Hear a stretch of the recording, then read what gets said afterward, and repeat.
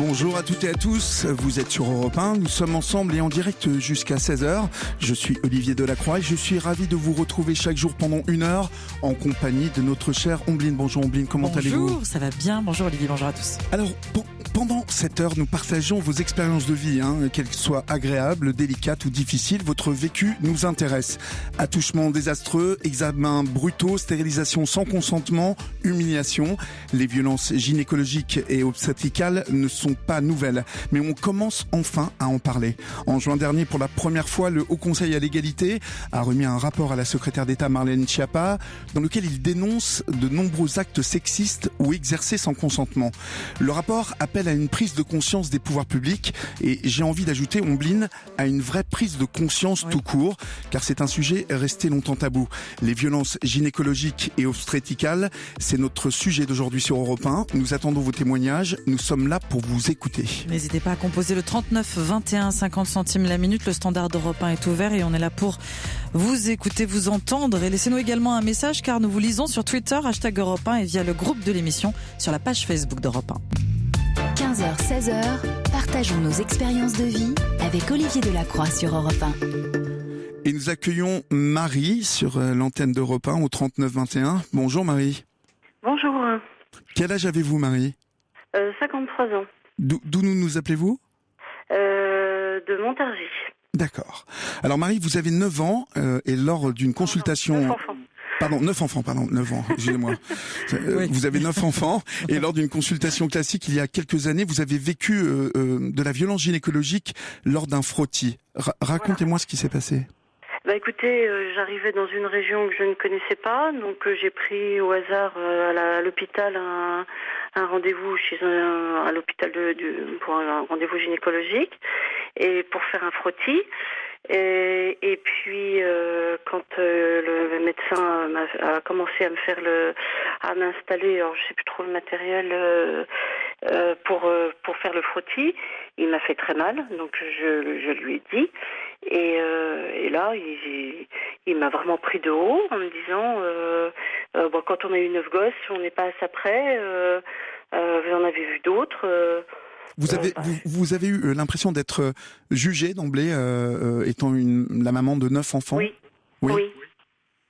Oui, en me disant, c'est pas parce que, je sais pas, c'est pas parce qu'on a eu beaucoup d'enfants que on accepte forcément d'être touché par n'importe qui. Bien sûr. Comment avez-vous réagi aux réflexions de ce médecin ? Je lui ai dit, quand même, vous me faites mal. Et il me dit, de toute façon, c'est un peu douloureux. Faut pas, j'en avais déjà fait avant. Et c'était pas aussi douloureux que cette fois-là. Parce qu'après, il a continué donc il a fait le frottis. Et c'est pareil, il a gratté comme un malade. Et après, pendant 15 jours, à peu près, au minimum, ou bien 15 jours, je pouvais plus avoir de rapport sans avoir mal. C'était votre gynécologue habituel ? Non, je vous dis, c'était un médecin que j'avais pris par hasard, et c'était pas le premier, malheureusement, effectivement, parce que, j'avais eu d'autres gynécos qui avaient été beaucoup plus délicats. Oui. Mais lui, vraiment, très, très, très brusque, pas du tout attentif, même si éventuellement, effectivement, ça peut être un peu douloureux parfois, c'est possible. N'en a rien à faire. C'était quelque chose que vous n'avez jamais appréhendé d'avoir mal comme ça ? Oui, d'avoir mal comme ça, non. ou même de changer, puisque vous me dites que vous avez changé de temps en temps de gynécologue. Oui, c'est jamais très agréable, oui, parce qu'en fait, j'ai déménagé plusieurs fois, donc avec 9 enfants, inévitablement, j'ai changé de gynéco.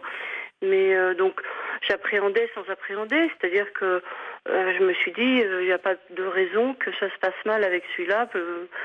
Jusqu'à présent, j'avais pas eu de mauvaise expérience. Donc, C'était donc il y a 5 ans, et vous en parlez encore aujourd'hui. Qu'est-ce qui vous a le plus heurté dans cet acte ? C'est la façon dont j'ai été abaissée, comme si, de toute façon, j'y connaissais rien. Finalement, j'étais là que pour avoir des gosses, voilà. Et ce qui n'est pas que ça.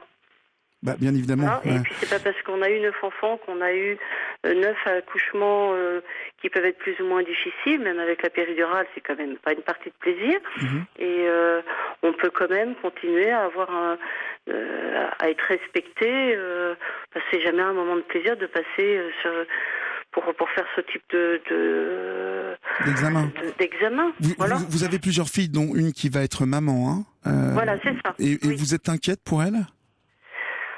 Bon, j'en avais parlé une fois en lui disant que... Et c'est vrai que du coup, elle a pris à chaque fois, pour l'instant, c'est systématiquement une sage-femme. D'accord.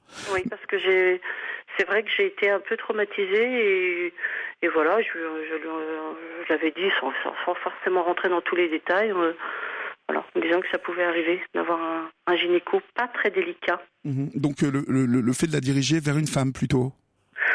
Elle l'a fait naturellement, je dirais. Naturellement, d'accord. Oui, du coup, elle l'a fait naturellement, oui. Merci beaucoup Marie pour votre témoignage sur Europe 1. Dans un instant, nous serons avec Sabine.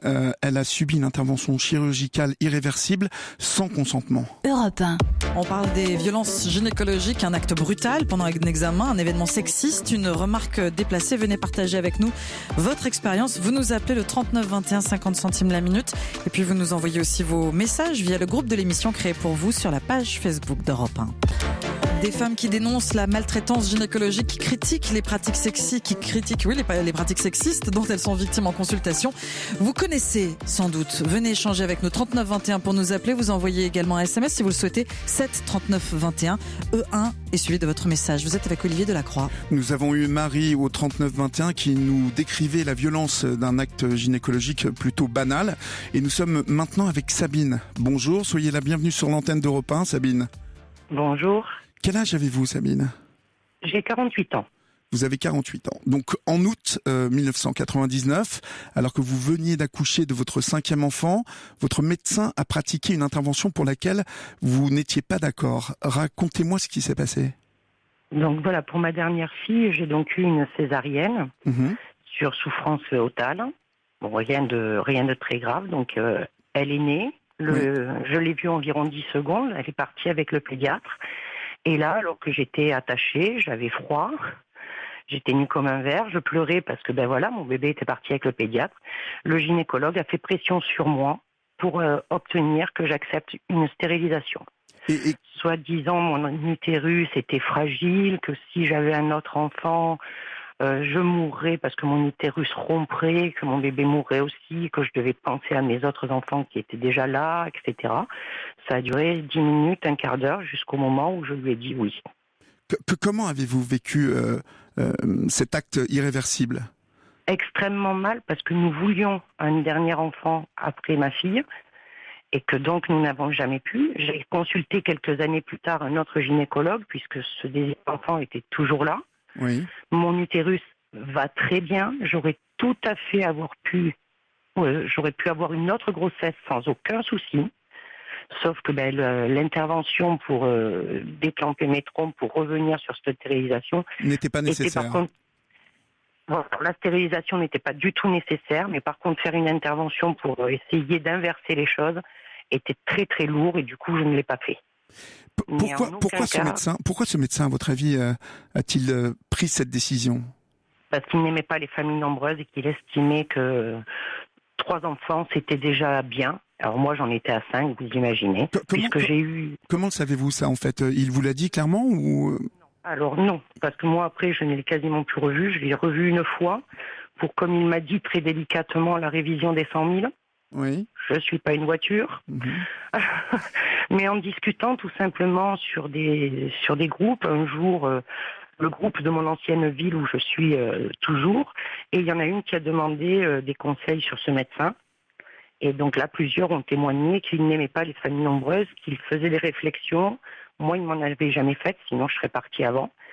Et donc, ce qui expliquait ma stérilisation. Est-ce que vous avez eu l'envie de vous retourner contre lui ? Est-ce que même avez-vous porté plainte contre lui ? Non, je n'ai pas porté plainte. Quand j'ai commencé à vraiment arriver à en parler, à vraiment verbaliser ce qui s'était passé et que je le vivais mal, il a un jour fait un article dans un journal du coin. Je suis tombée dessus, puisque toujours abonnée par là-bas. Et là, je l'ai taclé en lui disant que quand on s'était permis de stériliser sans consentement éclairé une personne, on ne se permettait pas après de dire qu'on était là pour défendre les femmes. Et il a pris sa retraite quelques mois plus tard. Donc impossible de poursuivre ce médecin. Vous êtes aussi victime d'endométriose, pardon. Oui, tout à fait. Une maladie pas très connue. Vous souffrez de douleurs intenses lors de vos règles, mais personne ne veut plus vous remettre de stérilet. Racontez-moi pourquoi. Alors ça aussi, j'ai un stérilet aux hormones que j'aurais dû changer il y a déjà pas mal de temps. Sauf que maintenant, leur nouveau truc, c'est qu'un jour, je vais être ménopausée. Oui, j'ai un peu de temps devant moi quand même. Donc, ils ne veulent pas me remettre un stérilet aux hormones. Ma qualité de vie soit dégradée dès le mois prochain, si on me l'enlève, ça, ils s'en fichent. Mais un jour, je vais être ménopausée, donc j'ai plus besoin de stérilet. Enfin, j'en ai pour 7-8 ans avant d'être ménopausée. Et peut-être un jour, j'aurai un cancer du sein. Et pour quelles raisons on vous refuse cela? Est-ce que ce sont pour des raisons tout simplement parce que ça coûte cher à la sécurité sociale? Du tout. Alors ça coûte beaucoup plus cher l'endométriose parce que ça peut entraîner des opérations derrière, etc. Plus le traitement tous les mois pour arrêter les hémorragies, pour les douleurs, pour ceci, pour cela. Ça revient moins cher un stérilet en une fois. Non, c'est simplement qu'ils se donnent un droit de vie, un droit de décision sur mon utérus. Sabine, restez en ligne avec nous, car nous allons accueillir au 3921 Mélanie Deschalotte, auteure de l'ouvrage Le Livre Noir de la gynécologie, et après vous pourrez échanger avec elle. Vous êtes avec Olivier Delacroix sur Europe 1 jusqu'à 16h. 3921 pour nous appeler. Nous discutons des violences gynécologiques obstétricales, comme Julie qui nous raconte après l'accouchement de son fils. Elle nous dit se tordre de douleur sur son lit d'hôpital. Elle téléphone à son mari pour avoir son soutien. Quand le médecin passe pour un examen, Julie lui demande de l'aide puisqu'elle souffre. Il lui répond elle a pas mal. Je ne peux pas me plaindre, car quand on a mal, on ne peut pas téléphoner. Europe 1. N'hésitez pas également à nous écrire par SMS. C'est un SMS, Julie, 739 21 E1, suivi de votre message, ou via le groupe de l'émission sur la page Facebook d'Europe 1. Jusqu'à 16h, vous êtes avec Olivier Delacroix et nous pointons du doigt les violences gynécologiques, physiques, comme des actes pratiqués sans consentement, mais aussi verbales, comme des remarques ou des injures sexistes. On vous attend au 39 21. Nous sommes maintenant avec Mélanie Deschalotte. Elle a été l'une des premières à écrire sur les violences gynécologiques. Vous êtes l'auteur, je le rappelle, de l'ouvrage Le Livre Noir de la gynécologie. Bonjour. Bonjour. Pouvez-vous nous expliquer tout d'abord, avant toute chose, la différence entre les violences gynécologiques et les violences obstétricales? Excusez-moi, ce n'est pas facile à dire. La gynécologie et l'obstétrique, ce sont deux sœurs, deux disciplines sœurs. L'obstétrique est plus spécifiquement on l'utilise pour l'accouchement et tout ce qui est le suivi de l'accouchement. La gynécologie, ça peut concerner la contraception, des visites de contrôle. Donc moi, par exemple, dans mon ouvrage, j'ai séparé la gynécologie de l'obstétrique pour des raisons de facilité, parce que ce qui se passe en obstétrique est bien circonscrit à l'accouchement, et ce sont d'ailleurs des violences un peu plus spectaculaires en général. Alors, dans cet ouvrage, que dénoncez-vous ? C'est-à-dire que j'ai fait cet ouvrage, d'abord c'est pas pour attaquer une profession, ni que ce soit les sages-femmes, les gynécologues, les infirmiers, puisque la maltraitance en gynécologie, en obstétrique touche toutes les professions. C'est un livre que j'ai fait d'abord pour dénoncer des postures et des pratiques dans la relation aux soins. Et puis, bien entendu, le but était de dénoncer ces postures et aussi de dire la souffrance des femmes et des couples. Qui ont témoigné. Pour dénoncer cela, vous êtes passé par le témoignage de femmes victimes de violences. Quel type de violences ont vécu ces femmes ? C'est-à-dire que le panel est assez large. En gynécologie, vous avez des violences ça peut commencer dans la consultation de base en gynécologie, je crois que c'est Marie qui au début raconte un frottis. Donc là, c'est une visite de contrôle. Ça peut être avec un simple frottis. Après, vous avez de la violence qui peut s'exercer au moment de la contraception, dans les IVG, dans les fausses couches, dans les IMG, les interruptions médicales de grossesse, au moment de la PMA, dans les parcours de PMA. Et puis vous avez au moment des accouchements, alors là, Là, c'est un peu plus défini. Enfin, donc c'est encore autre chose. Vous avez la première des choses dont on parle, c'est la position imposée aux femmes, qui est en soi une violence, le fait d'accoucher sur le dos, l'épisiotomie, la césarienne, les expressions abdominales, la délivrance artificielle des révisions utérines qui sont faites sans anesthésie. Enfin, c'est tout un ensemble de pratiques qui sont soit inappropriées ou soit qui ne sont pas réalisées dans les règles de l'art. Et j'ai l'impression qu'on parle donc de pratiques inappropriées, mais on parle aussi de relations aux patients, de manque de tact. C'est ce que Marie évoquait par rapport à ce gynécologue qui semblait porter un jugement sur une femme qui avait déjà 9 enfants. Oui, alors c'est toujours un acte ou un comportement inapproprié dans la relation aux soins. Les violences verbales, c'est quelque chose qui revient très fréquemment. Le langage irrespectueux, dévalorisant, humiliant, l'absence de considération, le chantage, l'abus d'autorité, l'intimidation, les comportements d'infantilisation, et puis vous avez les jugements. Là, on voit que les Sabine et Marie ont toutes les deux souffert de jugements, sur le fait d'avoir des enfants ou pas, combien en avoir. Vous avez les propos sexistes, les propos homophobes, et puis après il y a tout un ensemble de violences physiques, le déni de la douleur aussi qu'on rencontre beaucoup en gynécologie, qui est un gros problème en gynécologie et en obstétrique. Puis l'absence d'information, de recherche du consentement, qui peut avoir des conséquences terribles, comme on voit avec Sabine. Alors Mélanie, ces violences sont nombreuses, puisque elles semblent exister depuis longtemps. Pourquoi commence-t-on simplement à en parler maintenant, seulement maintenant ? En fait, il faut savoir que les femmes, elles en ont toujours parlé de ces problèmes. Mais la différence, c'est qu'elles en parlaient entre elles. En littérature, par exemple, on a trouvé des correspondances entre sœurs, entre amies, où les femmes parlent de ces violences lors des accouchements. Après, il y a eu Internet, et Internet déjà a permis la création de forums, où les femmes qui ne se connaissaient pas forcément, qui n'étaient pas liées, pouvaient entrer en contact et se confier. Ça va être par exemple un forum sur l'épisiotomie, donc vous aviez des femmes sur tout le territoire qui pouvaient échanger, se confier, raconter leur malheur. Ouais. Et puis, en fait, après, il y a eu les réseaux sociaux.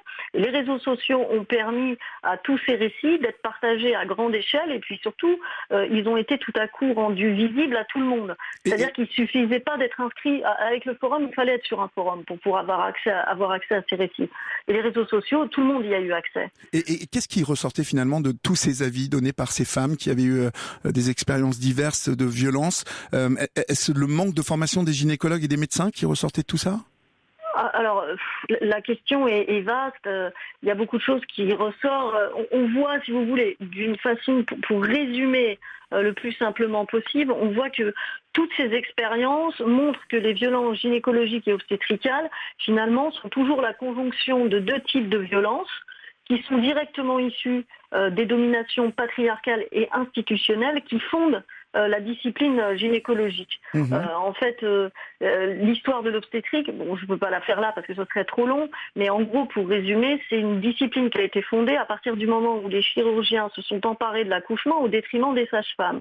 Et cette mainmise des chirurgiens accoucheurs, des chirurgiens barbiers, va avoir pour conséquence une violence de genre qui va être l'appropriation du corps des femmes et de ses capacités reproductives.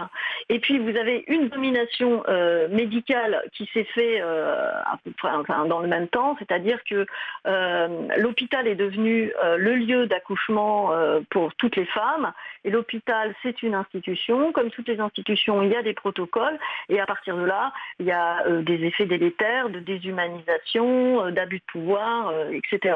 En tout cas, c'est ça qu'il faut retenir. Un manque de formation, en tout cas flagrant pour l'instant, puisqu'on commence à en parler, et finalement, on semble peu en avoir parlé entre médecins. Restez avec nous. Nous avons toujours en ligne Sabine, qui a vécu une stérilisation sans consentement et avec qui vous allez pouvoir échanger. Et on a un message de Sandrine sur Facebook qui nous dit « J'étais dans le dernier mois de grossesse, suivi sur la fin par une autre gynéco que la mienne. Elle a commencé à m'examiner, puis sans prévenir, j'ai eu l'impression qu'elle m'empalait. Je ne suis pas particulièrement douillette. Je lui ai dit que j'avais mal. Elle a continué. Je me suis crispée. J'ai rouspété. Elle a continué. Je ne sais pas ce qu'elle m'a fait. Elle n'a rien expliqué, mais je suis restée pendant plusieurs heures en ayant mal, en m'asseyant. Europe 1. Vous avez souffert de violences gynécologiques, votre compagne en a été victime. Venez témoigner à l'antenne d'Europe 1, vous appelez le standard, le 3921. Vous pouvez aussi nous écrire un SMS au 7 39 21. Vous envoyez E1 suivi de votre message. On parle des violences gynécologiques et obstétricales, des violences psychologiques et physiques, actes brutaux ou remarques sexistes. Venez nous raconter votre expérience de vie au 39 21, 50 centimes la minute. Vous êtes avec Olivier Delacroix. Nous avons toujours en ligne Sabine, victime d'une stérilisation sans consentement éclairé, et Mélanie Deschalotte, auteure du livre noir de la gynécologie. J'aimerais me tourner vers vous. D'abord Sabine, quel impact cet acte a eu-il sur votre vie de femme ? Énorme. C'est-à-dire ? Alors déjà, ça a eu un impact sur mon couple parce qu'on voulait un autre enfant. Donc oui. Ça a eu un impact. Ça a eu un impact sur ma vie de femme parce que il y a aussi, j'avais cette notion de je ne peux plus avoir d'enfant, je ne suis plus réellement et complètement une femme. Mmh. Et ce désir d'enfant qui était toujours là et qu'on ne pouvait pas satisfaire. Mélanie, Sabine, ça n'est pas un cas isolé. Comment expliquer qu'un médecin puisse stériliser quelqu'un sans son consentement éclairé ? Écoutez, alors si j'ai bien compris, l'expérience de Sabine remonte à 1999. Exactement. Ouais, donc c'est il y a presque 20 ans. Il faut savoir que moi, c'est pas une expérience si anodine que ça et surtout si isolée que ça. J'ai moi-même une expérience dans mon livre. Je relate une expérience de. Alors c'est pas un clampage des trompes, c'est une hystérectomie, donc l'ablation de l'utérus sans consentement de la patiente. C'est aussi une expérience qui date un peu, la mienne, enfin celle que je raconte, celle dont je parle, c'est 2003 ou 2004, quelque chose comme ça. Donc je pense que il y a 20 ans, effectivement, c'était quelque chose qui se faisait, j'allais pas dire couramment, mais qui pouvait arriver beaucoup plus facilement qu'aujourd'hui. Aujourd'hui, je pense que c'est quand même plus difficile pour un obstétricien de réaliser une stérilisation comme ça, qui est en fait qui est complètement interdite, sans le consentement de la patiente, et puis en plus, surtout, au débeauté d'une césarienne. Où la femme n'a pas toute sa conscience, entre guillemets, où elle n'est pas forcément très lucide. Mais lorsqu'on écoute Sabine, on a l'impression que ce médecin ne s'est absolument pas rendu compte de la maltraitance qu'il était en train de commettre. Est-ce que ces gynécologues se rendent-ils compte de cela, et est-ce intentionnel ou pas, à votre avis ? Je connais pas le gynécologue, je ne connais pas Sabine, mais c'est-à-dire que les petits éléments qu'a donné Sabine, je me souviens, Sabine a parlé d'une seconde visite chez ce gynéco où il lui disait on va faire la révision des 100 000. En gros, il l'assimilait à une voiture. Ce qui est particulièrement délicat. Ne serait-ce que pour une visite de contrôle, madame est une voiture. Donc, j'imagine que chez ce gynécologue, c'était une habitude. Oui, c'était sa pratique. Est-ce qu'il en avait conscience ? Ça, j'en sais rien. Je pourrais pas le dire. Mais en tout cas, visiblement, ça a pas l'air de ressembler à un accident, son positionnement. Sabine, est-ce que vous avez été accompagnée d'une autre manière après avoir subi cet acte ? Du tout. J'ai pas du tout été accompagnée. J'ai été accompagnée, je vais dire, après quand les réseaux sociaux sont arrivés, quand on a commencé à en parler, et par une amie qui est élève sage-femme. Oui. Avec qui j'en ai discuté il y a quelque temps, ne serait-ce que par rapport au fait que je suis en recherche d'un gynécologue qui me change mon stérilet ou d'une sage-femme. Voilà, et donc où on en a discuté, mais je n'ai jamais été accompagnée. Même le gynécologue consulté ensuite a été choqué, mais ne m'a pas proposé d'accompagnement psychologique pour le surmonter. Mélanie, vous dites qu'une femme n'est pas obligée d'aller chez le gynécologue faire un frottis si elle n'a pas eu de rapport sexuel. On donne aussi la pilule très facilement aujourd'hui. Y a-t-il un manque d'information et d'éducation ? Non, je dis, en fait, je m'appuie sur les textes officiels, les recommandations de bonne pratique. En fait, le frottis est obligatoire à partir de 25 ans. D'accord. Puis ensuite, tous les 3 ans. Voilà, ça c'est les textes officiels. Du coup, je me rappelle plus de votre question, excusez-moi. Je vous demandais s'il y avait un manque d'information et d'éducation au niveau de donner la pilule aussi facilement aujourd'hui. Auprès des gynécologues, vous voulez dire ? Oui. Il y a un problème. Enfin, le problème de formation, vous l'avez évoqué tout à l'heure. Il y a un problème de formation, oui. D'ailleurs, je parle à un moment dans mon livre. Bon, c'est pas la pilule, c'est le stérilet. qui est à peu près le même principe, puisque bon, de toute façon, c'est une histoire de contraception. Beaucoup de gynécologues, par exemple, sont convaincus que les nullipares, donc les femmes qui n'ont pas eu d'enfants, ne peuvent pas avoir de stérilet. Et il y a une enquête de l'INSERM qui remonte à 2010, donc il n'y a pas très très longtemps. Cette enquête montre qu'il y a 54% des femmes qui ont cette croyance et qui pensent que les nullipares ne peuvent pas avoir de stérilet. Donc on pourrait se dire qu'elles sont mal informées, mais quand on se tourne du côté des professionnels de santé, on s'aperçoit que cette idée est partagée par 69% des gynécologues et 84% des médecins généralistes. Ouais. Donc on peut sérieusement se poser la question de la qualité de la formation à la contraception chez les professionnels de santé. Mélanie, vous restez en ligne avec nous, puisque nous allons accueillir dans quelques instants Chérifa qui a très mal vécu sa prise en charge lors d'une interruption médicale de grossesse. Sabine, mille merci pour votre témoignage et votre appel au 3921. Et Pauline nous écrit sur Facebook, elle nous dit gynéco homophobe qui m'a quasiment engueulé parce que je voulais un suivi, qui du coup m'a fait un frottis bien douloureux. Depuis je n'y vais plus, ça m'a vacciné, pourtant je sais qu'il faut être suivi. Europe 1. Venez témoigner au 3921, 50 centimes la minute. Vous avez dû faire face à une remarque en vous plaignant d'une douleur lors d'une consultation. On parle de violence gynécologique, qu'elle soit verbale ou physique. Cet après-midi, vous pouvez également nous écrire via le groupe de l'émission sur la page Facebook d'Europe 1. Olivier Delacroix vous écoute sur Europe 1, le 3921 pour nous appeler. Nous discutons avec vous des violences gynécologiques et obstétricales, des actes brutaux pendant une consultation, un accouchement épouvantable. Réagissez sur Twitter, #Europe 1. Et nous accueillons maintenant sur l'antenne d'Europe 1 au 3921 Chérifa. Bonjour Chérifa. Bonjour Olivier. Comment allez-vous ? Ça va, très bien, merci. D'où nous appelez-vous ? Je vous appelle de Paris. De Paris, très bien. Chérifa, vous avez aussi vécu quelque chose de très difficile. Alors vous allez nous le raconter, une interruption médicale de grossesse alors que vous étiez enceinte, vous étiez à votre 7e mois. Hein. Oui, tout à fait. Qu'avait votre bébé ? Alors, mon bébé avait une anomalie génétique ça je l'ai su après mon accouchement, mais en fait on a pratiqué une IMG pour une malformation cardiaque inopérable. Voilà. Ce qui veut dire plus précisément ? Ce qui veut dire qu'au 7e mois de grossesse, je suis allée faire une échographie. Ma grossesse se passait extrêmement bien et une sage-femme m'a annoncé de but en blanc que mon enfant allait très mal. Oui. Et j'ai vu une cardiopédiatre dans la journée qui m'a annoncé que mon enfant allait mourir. Voilà, et 5 jours après, on pratiquait une IMG. J'ai accouché de ma petite fille qui était mort-née du coup, et j'ai su 2 semaines après, parce qu'on a fait une amniosynthèse en fait pendant l'interruption médicale de grossesse, j'ai su 2 semaines après sur mon répondeur qu'en fait ma petite fille était très très malade et qu'elle avait une anomalie génétique qui expliquait cette malformation cardiaque. Mmh. Voilà. Donc en fait, si je comprends bien, on a pratiqué sur vous une intervention sans péridurale, ou alors on a tenté une péridurale, vous l'avez demandé. Que s'est-il passé exactement ? Alors, il s'agissait de mon premier enfant. On appelle ça être une primipare. Donc, j'étais complètement novice en la matière et je suis arrivée évidemment en état de choc à la maternité pour pratiquer ce qu'on appelle un féticide. En fait, un IMG, c'est ça. C'est qu'on met fin à la vie de notre enfant dans le ventre de la maman. Donc, je suis arrivée sans vraiment savoir ce qui allait se passer. Enfin, j'étais complètement ailleurs. On ne vous a pas préparé, on ne vous a pas expliqué. Non, très peu. Alors, on m'a fait signer un papier le titre du papier c'était IMG et je ne connaissais pas l'acronyme. Je ne savais pas ce que ça voulait dire. On m'a expliqué qu'on allait mettre fin à sa vie dans mon ventre, mais je n'en savais pas plus. Donc je suis arrivée à la maternité la veille au soir. On m'a mis des bâtonnets en fait dans le col de l'utérus, et pour préparer le corps à accoucher, parce qu'évidemment à 7 mois je suis pas prête à accoucher. Ça a été déjà la première étape extrêmement douloureuse, parce que c'est un externe qui m'a fait ça, donc un étudiant en médecine en 4e année, et donc évidemment ça s'est très mal passé.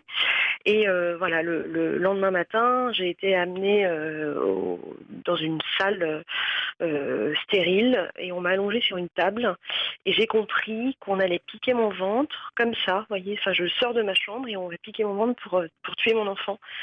Donc j'ai commencé à paniquer totalement et je leur ai demandé en pleurant s'il n'était pas prévu des anxiolytiques ou une péridurale ou quelque chose pour m'aider évidemment. Et alors on m'a répondu, enfin l'anesthésiste m'a répondu textuellement, mais écoutez non ma bonne dame, vous avez un enfant dans le ventre. Qu'est-ce qui vous a le plus blessé, choqué de ces violences obstétricales ? Ce qui m'a le plus blessée, choquée, mis à part bien sûr l'interruption médicale de grossesse et la mort de ma petite fille, c'est l'absence de prise en compte de l'immense souffrance de la mère à ce moment-là.